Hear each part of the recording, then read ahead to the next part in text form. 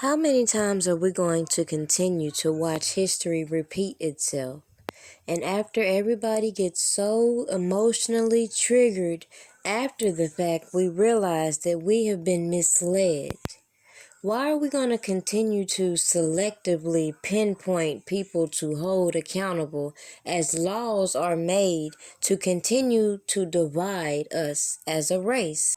The most disgusting thing is seeing all these men rejoicing and putting a camera to their face as they dance at another man's demise when they don't realize that all of this is going to come back to bite all of these pawns in the butt.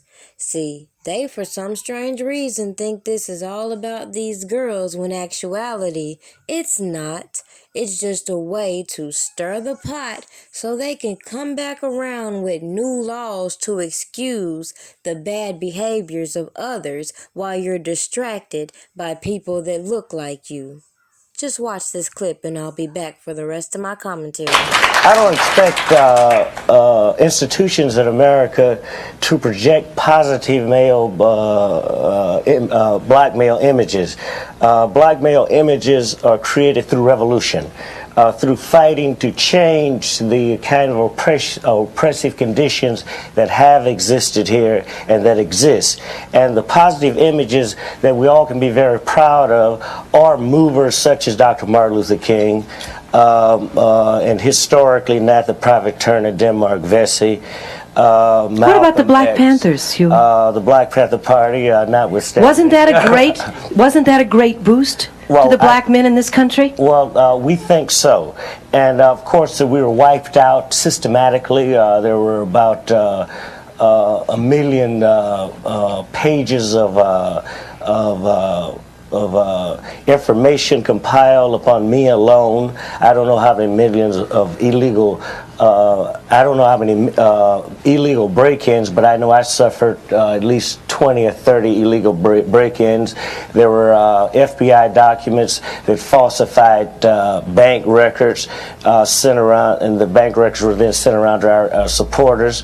There were character assassinations. Everything. You scared people, Huey. The Black Panthers scared people. Anytime the black man attempts to change the slave image, he will scare white people. So the Black Panther Party, I thank you. When you said that we scared people, that means that we were creating a positive black image for ourselves. Carlton, you were an original Panther also, correct? I was one of the original members of Huey's defense team when he was first charged with the murder of Officer Fry and the assault on Officer Haynes. I have many comments to make, and I'm not going to be able to make them all. But I would like to make them in order of importance. We are celebrating Martin Luther King's birthday today.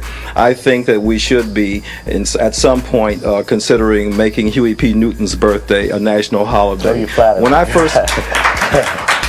When I first came to the Bay Area from Chicago, I was appalled at the way the police were oppressing black people in the ghetto. And the only man who had the guts to stand up was Huey P. Newton, along with his associate Bobby Seale. I was very proud of his actions. I thought that Martin Luther King taught us how to pray and how to arouse the conscience of our oppressor. And I thought that Huey P. Newton taught us how to stand up to our oppressor. And for that, I think he should be accorded a national holiday.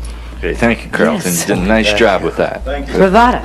Hi, I grew up in San Francisco in the Hunters Point Naval Projects, and I could remember being about 6 or 7, and we had an area for the Black Panthers up in Hunters Point, and I felt so protected that they were there. I felt that I could go outside and everything was beauty. The black people were together in Hunters Point, and when we had that big riot on 3rd Street, everybody began stealing from each other. Not at that point, but it's just like we lost our togetherness.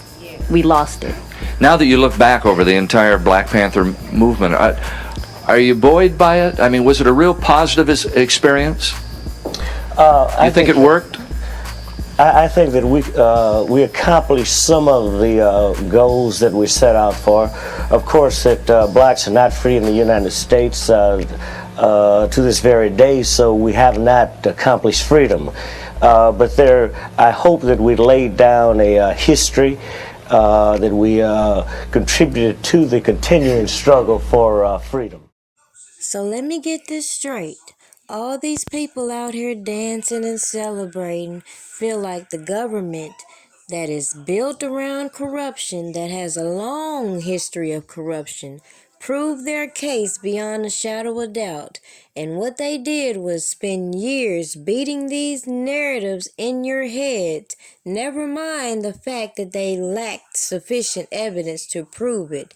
Like, keep putting the narrative about this marriage certificate and bypass this is a deceased person, they didn't bring in the family, and the uncle is at the head of the corruption pot when it comes down to how this so-called judge was selected for her position. Let's just bypass that prosecutors fucked up their whole narrative. In 1 minute, they came out saying that Robert Kelly initiated this whole bribery scheme, which is why they needed to hide behind all these stories of Aaliyah being pregnant and all this other mushmouth bullcrap. We're just gonna forget that their witnesses undermined their whole plot by saying that Robert Kelly had no notion of what was going on with this whole bribery. Then, at the same time, we're going to bypass that this man is on record saying that he initiated all of this and there's other people that should be charged. However, they're going to put all this under this RICO conspiracy on Robert Kelly. Bypass the fact that you can't use this public aid ID to get married in the first place. Bypass the fact that there is no record of this ID. No one has ever seen it. And people are just going to keep being gassed up by the propaganda. Now, I can go on and on about that marriage certificate, but you can save me some time and go check out my Aaliyah playlist. So let's move on to the next topic that's all over social media. Well, he did pee on a 14-year-old. That just shows how oblivious these people are to the facts of this specific case in New York. That tape had nothing to do with this, but since they brought it up, let's just talk about how we're going to overlook how a clear sex tape scandal was taken over by these extortionists. The individual that was in the tape with R. Kelly was being extorted. The FBI was involved. This was investigated. People served their time for this, and these other crooked ass people attached their storyline to it, and now we have all these speculations about a trial that this man was acquitted of pertaining to a new trial. Therefore, this man was denied his presumption of innocence regardless of how anybody feels. And as I continue to listen to these people talk about this case in specific, I wish a whole lot of these people would go and get the people that preyed upon them and stop talking about R. Kelly, because they a little bit too razzle-dazzled about this topic and obviously making it about themselves. Now move on. At the end of the day, we see exactly what it is. When you speak out against certain entities, they got to make you an example. And the same people that are making this man an example are going to turn around and use specific laws for other people's benefits. Don't believe me? Well, just go and look up the fact that they're already enacting a second chance act, which will basically give people accused of similar acts probation. Meanwhile, Robert Kelly is being publicly humiliated with these accusations as though he is the only artist that has sex while he's on tour, as though he is the only artist that has rules. But if you think he's going to be the only artist affected, you're stuck on stupid. Meanwhile, R&B singer R. Kelly is questioning the sexual assault accusations made against Bill Cosby. He opened up about Cosby in a new GQ interview, and he was somewhat sympathetic towards the comedian, comparing the accusations to his own legal issues. If you recall, R. Kelly was acquitted of child porn charges in 2008.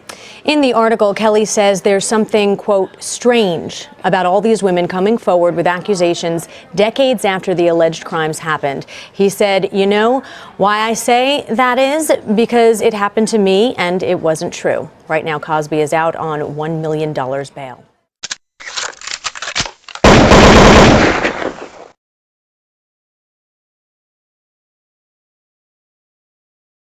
said earlier, of course Mr. Kelly is disappointed. He was not anticipating this verdict because based on the evidence, why should he anticipate this verdict?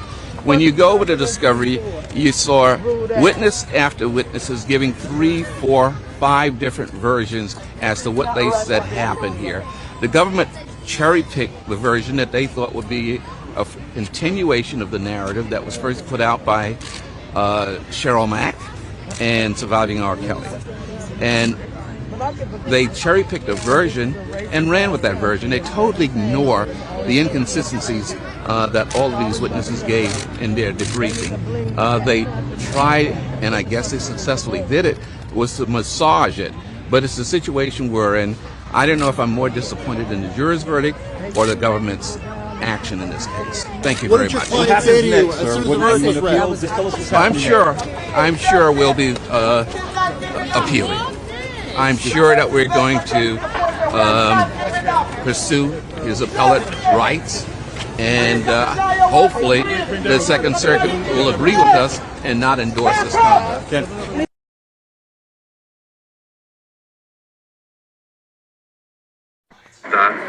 About this R. Kelly situation. We talked about it today. And the first thing he said, he was like, look, the guy was railroaded. As he said that Gloria Allred did the same thing that she did with him.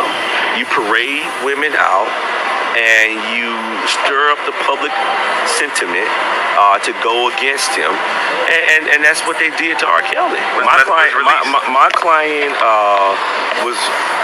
conviction was vacated by the Pennsylvania State Supreme Court because they saw the truth. And what we see in America today, with R. Kelly, is an assault on black men.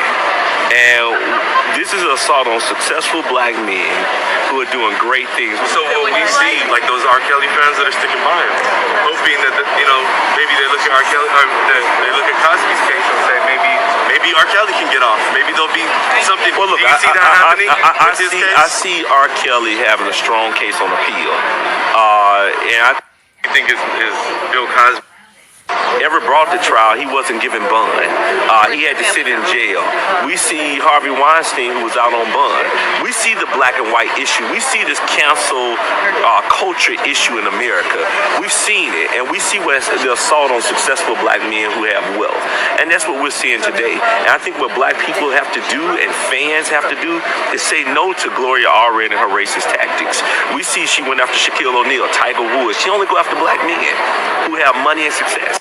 And I think when he gets to the appellate court and when he gets to the highest court in the land, I think we'll see a conviction overturned. I think it's unfortunate that this man, even before he was ever brought to trial, he wasn't given bond. He had to sit in jail. We see Harvey Weinstein, who was out on bond. We see the black and white issue. We see this cancel culture issue in America. We've seen it, and we see what the assault on successful black men who have wealth. And that's what we're seeing today. And I think what black people have to do and fans have to do is say no to Gloria Allred and her racist tactics.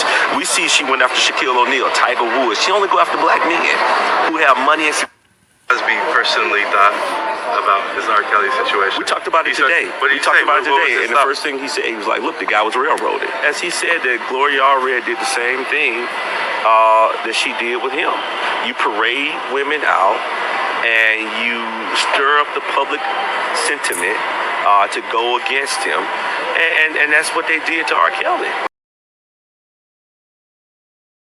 Very big allegation, which is that one of the executive producers from the Surviving R. Kelly documentary allegedly knew that people were lying, but allegedly chose to keep those people in the documentary because it allegedly cost too much money to edit them out. Tim Savage's words, not mine. The executive producer that he names is Tamara. I sent an email to the person who sent me the audio and they confirmed that Tamara is Tamara Simmons, an executive producer from the Surviving R. Kelly documentary with Lifetime. These allegations are all alleged. I cannot confirm or deny if they are true or not. Check this out and then we're gonna talk. Well, I don't know even.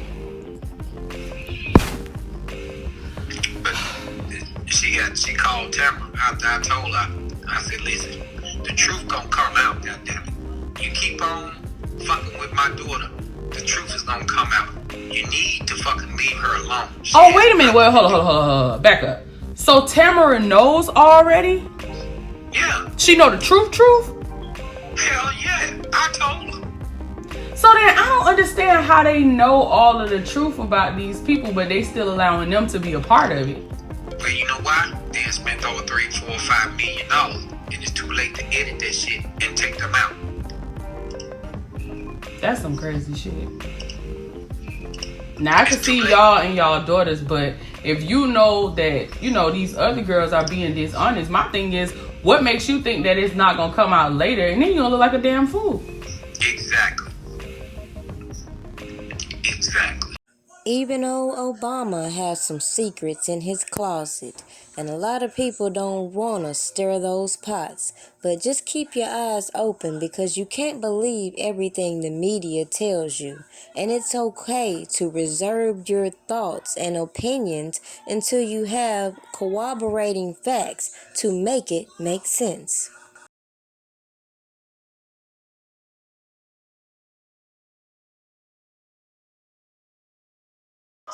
The only thing I have left is my voice, and now I have to use it for my protection, because they left me no choice.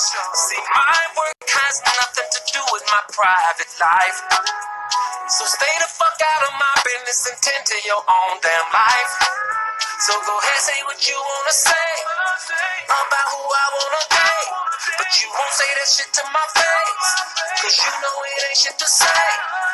Next nigga bring me some dumb shit, it's gonna be a misunderstanding, cause niggas that listen to dumb shit are niggas that be on that dumb shit. They need a life cause they ain't got no life, so they always conjuring up dumb shit. Blocking my path, they don't know the half and all, they making assumptions. Since when do assumptions? Cost a man his whole career. Found guilty when you're innocent is the only test I fear. There is one thing that's for sure, and I wanna make this shit clear. I done lived my voice and represented my country for 31 fucking years. Damn it, I admit.